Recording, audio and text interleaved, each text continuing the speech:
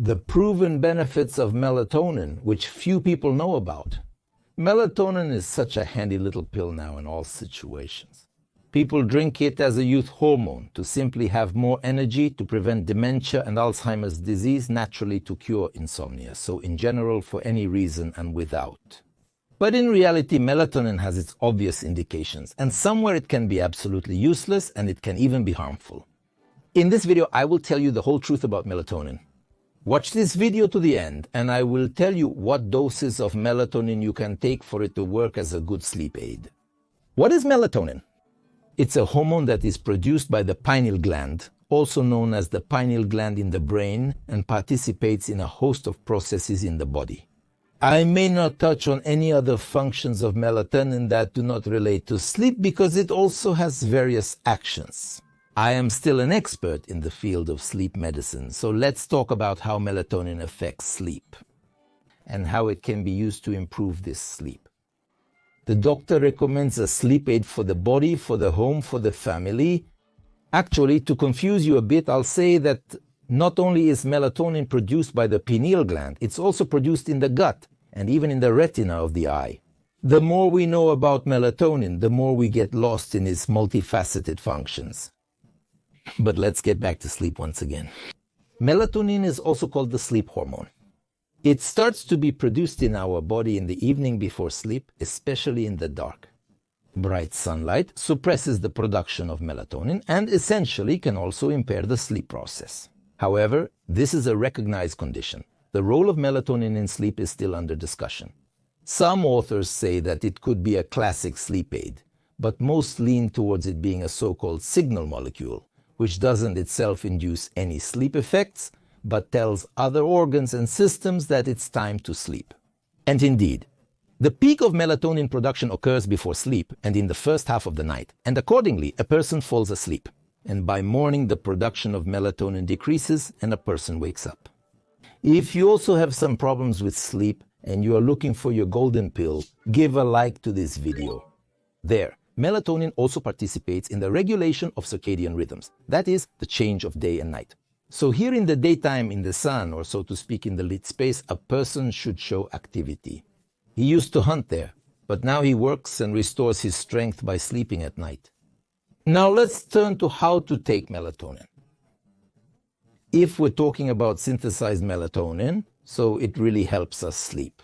I initially said that everyone uses melatonin for and without reason. These are really such routine uses of melatonin. There are two conditions when melatonin is proven to work. The first is when our circadian rhythms are disrupted, or what is called jet lag. We fly somewhere with a change of time zones, and we need to sleep at an unusual time in the place where we have arrived. The body believes it's still in Moscow, but we've actually flown to Vladivostok. You should go to bed and rise 7 hours earlier. And it's understandable that we can't really fall asleep 7 hours earlier in Vladivostok.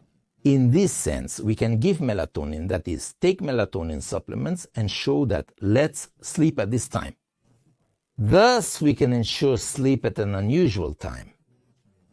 Moreover, if we regularly take melatonin, we allow the body to quickly adjust its circadian rhythms. That is, we quickly adapt to the time of life in Vladivostok because a person can adjust his rhythms, speed up, slow down, and thus melatonin contributes to this. And if we take the clinical recommendations of the American Academy of Sleep Medicine, then one of the standard uses of melatonin that is proven is the use of melatonin for jet lag, the syndrome of changing time zones. There's also something known as social jet lag. This refers to someone not flying due to, say, a shift work schedule. The person worked at night and then he has a night shift again, but he needs to sleep in the morning.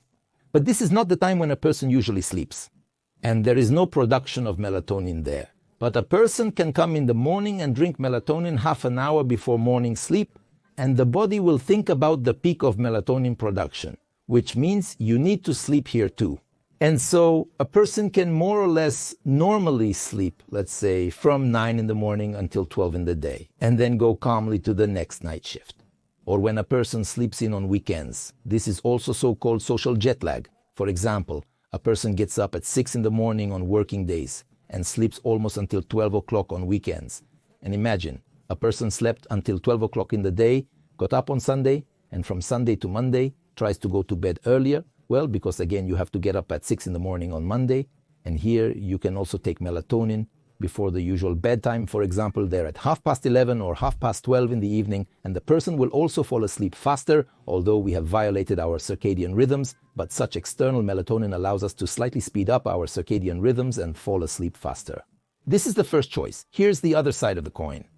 The thing is, if we take a relatively young person who has preserved his own melatonin production, and the person starts to use melatonin simply as a sleeping aid before the usual bedtime, when the person already has a peak of melatonin.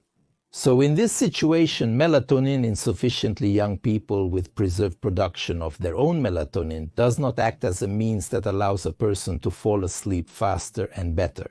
And you see, here is the wrong appointment of melatonin if we prescribe it to a person with ordinary insomnia and to a person, say, under 50 years old.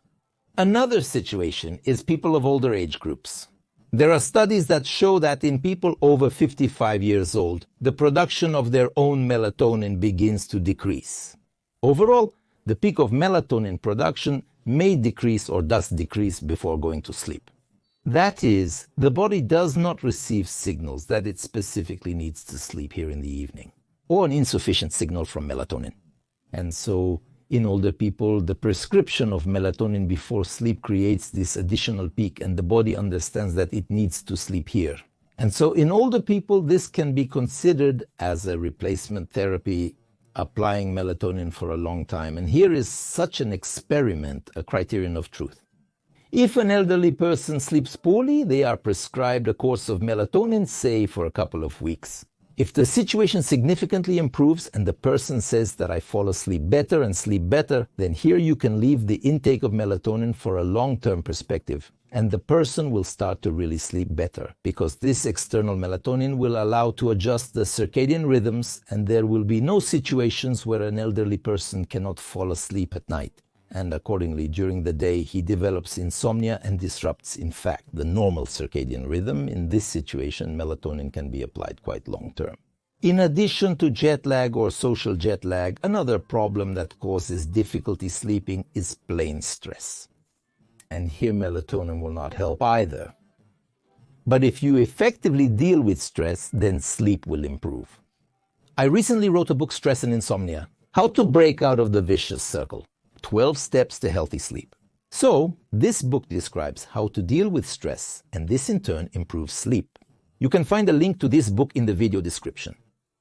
Be sure to read it, and you will be able to improve the quality of your sleep. It is predominantly produced during the dark hours, and the peak of melatonin production is usually before a typical person's sleep and in the first half of the night. But this does not mean that it is not produced at all at other times, just the concentration is significantly lower, about 3 to 4 times, say, in the morning or during the day. And again, this is also related to sunlight. Bright sunlight further lowers melatonin production. And if, for example, it's cloudy weather, dark, or some dark office, then even during the day melatonin can be produced and a person can start to feel even more sleepy because they don't understand where is day and where is night. You know, we are now entering the dark time of the day, and soon there will be what is called the office polar night. Someone departs home while it's still night. Comes to the office, leaves the office, it's already dark. Well, this also happens, it causes problems with the normal production of melatonin and with our circadian rhythms. In this sense, we've already said that bright light suppresses the production of melatonin, natural and artificial. If it's a bright lamp, especially one of those white office lights, more than 5,500 lux, and now they write such a color temperature on every lamp. And during the day, you should try to just be in either natural or artificial light that's intense enough. Decreased melatonin production due to well-lit spaces makes a person feel more awake during the day. If you also, in the dark time of the year, like this late autumn that's about to start, or winter, experience such lethargy, sleepiness, brokenness during the day, how do you deal with it? Do you use light therapy or any other methods?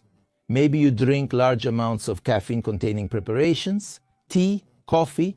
They, however, can also cause problems with sleep and insomnia.